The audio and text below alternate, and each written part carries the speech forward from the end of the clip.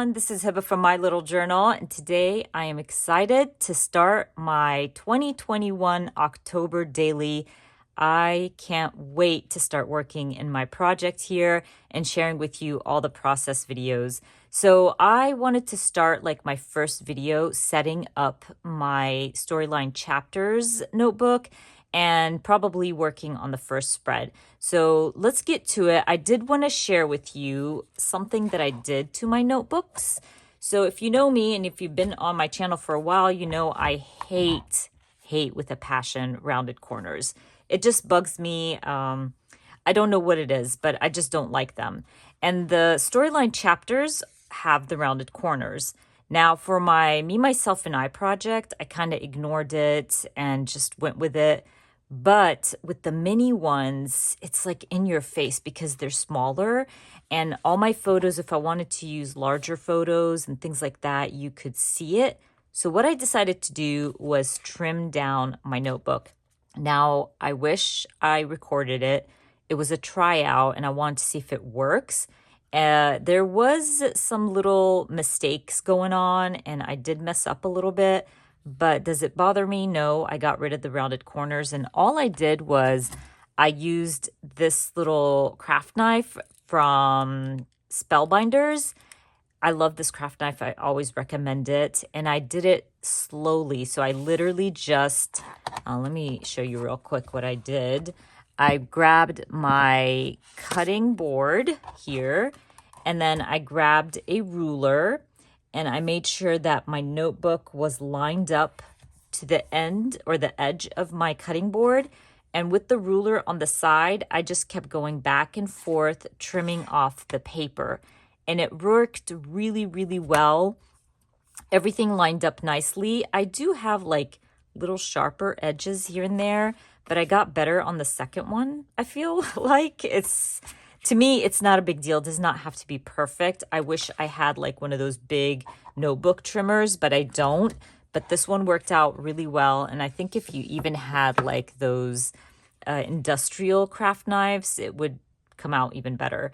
But anyways, I am gonna use these two notebooks because I know I'm not gonna be able to fit the whole month in one, and I'll just have them back to back in my little album here, and I have a third one if I need it. But I'm so excited to start. I think I'm gonna use this as my first notebook for my October daily, and so we're gonna start setting this up together and making this look all pretty and probably work on our first spread. Okay, you guys, let's start. So I decided that I'm going to cover the inside cover of my notebook and the opposite page because I didn't want to start with day one and I wanted to make it kind of cute and have a title page. So I'm using this beautiful pattern paper. This is an older one from close to my heart. And I trimmed my paper slightly smaller. I did that on purpose because I don't like my pattern paper to hit the fold of my notebook.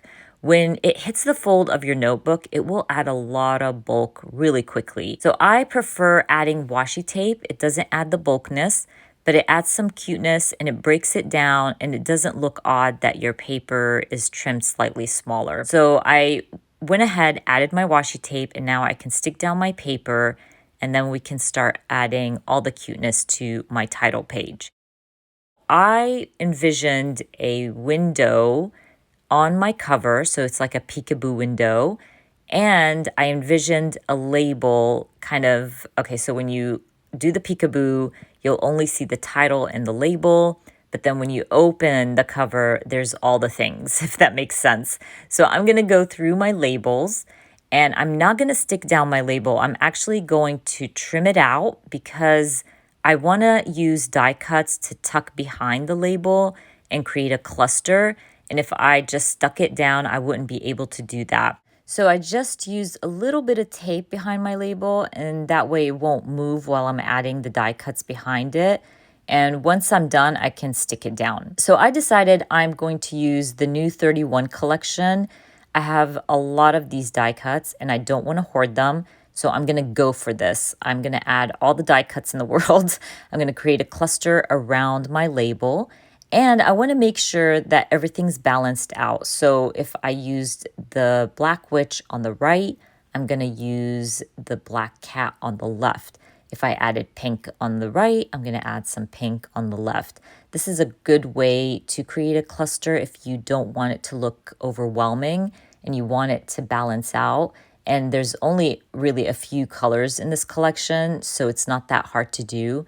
But that's like my input on that. I think it's a great idea to kind of balance it out with the colors. I also really love the stacked pumpkins, so I added it on the left side, and it'll just sit right underneath my peekaboo window. Now, once I'm done using my die cuts or creating a cluster with my die cuts, I do want to add texture to my cluster. So I'm going to end up actually using my puffy stickers to do that. It's a great way just to add a little something to your cluster, but not overwhelm it. So I'm going to use my puffy stickers, and they're so adorable. I end up adding some hearts. I think I add candy underneath my little title here, and it looks so cute. I'm so excited about it. Anyways, once I'm done, we can start working on my peekaboo window. Now, to do the peekaboo window, I need to measure where my label is sitting on my title page and make sure I get it right. And this was tedious a little bit because I'm not a big person on measuring. I have a hard time measuring things, but I do a pretty good job. And I think, my peekaboo looks pretty good. The funny part is I will end up covering my notebook and then having to cut that window out again. But that's a story for another day. But anyways, I thought it would be smart to use the backup label or the backup sticker sheet from my label just to make sure that everything is right and measured right, and it actually worked and helped a little bit. But once I'm done cutting out my window, I'm going to use these adorable alphas from Feed Your Craft to add October, and it looks so cute and very simple, which was what I was looking for. I also thought it would be fun to use one of my stamp sets. It had a haunted house. I thought it would be fun to stamp it right above my peekaboo window. But because the cover is kind of slippery, it didn't work out like I envisioned it. So I decided to stamp it on some sticker paper, trim it out, and cover that up. And it worked out fine. But again, like I said earlier, I wasn't feeling this. And that's why I decided that I'm going to cover my notebook with pattern paper. And I'm happy that I did at some point because really I was not feeling my notebook at all. Anyways, I end up stamping a few bats, and then I call this thing done, and we can move on to day one.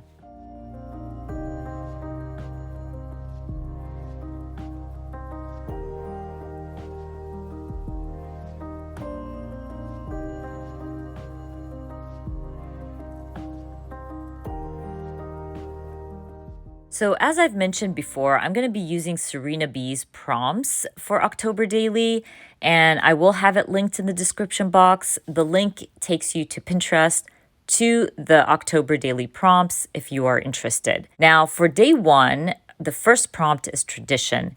And one of our traditions is to go to the fair. We have a blast.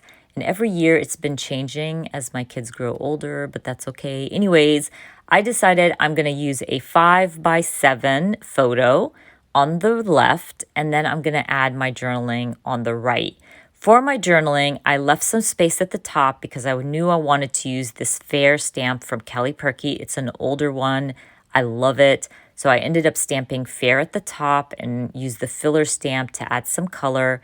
I'll stamp a little stamp at the bottom, and that way my journaling has some kind of spiciness to it. I will also be using Feed Your Craft's October Moments kit for this spread. And that kit came with the sticker sheet with numbers. And I thought it was the perfect sticker sheet to use throughout my October daily. So I'm going to actually grab that kit, use the first sticker that has 1 in October, and I'm just going to stick that down on my photo, my large photo, add some color, and I love these stickers. They're easy to use, perfect, so I'm going to use them throughout my notebook. I grabbed the die cuts from that kit, and the first one I found was this little Polaroid, not a Polaroid, it's like a little photo strip or whatever it's called. And I thought, you know what? This is perfect to add another photo. I wasn't going to add another photo, but I think it's perfect for that. And I didn't have anything printed out, which is okay, but I'll end up doing that and you can see the photo or the end results when I share photos at the end of this video. And so at this point, I'm just creating a cluster. I love the little bottles. I end up, stamping a little mischief. I'm also using the Spellbound stamp set from Feed Your Craft for this.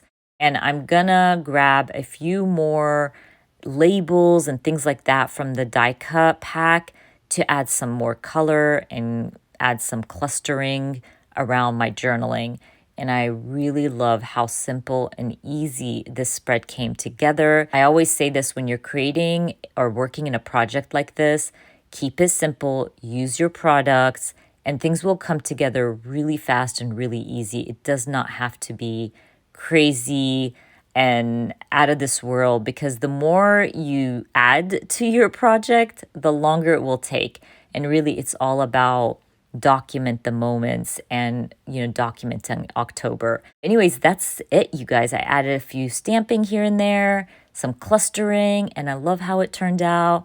And I hope to share more next week with you guys. So keep an eye out for next week's video where I might be working on day 2 and 3 in my October daily. Anyways, you guys, I hope you enjoyed watching this video. And if you did, please give me a thumbs up. And if you are new to my channel, please consider subscribing. And I hope to see you guys very soon. Bye.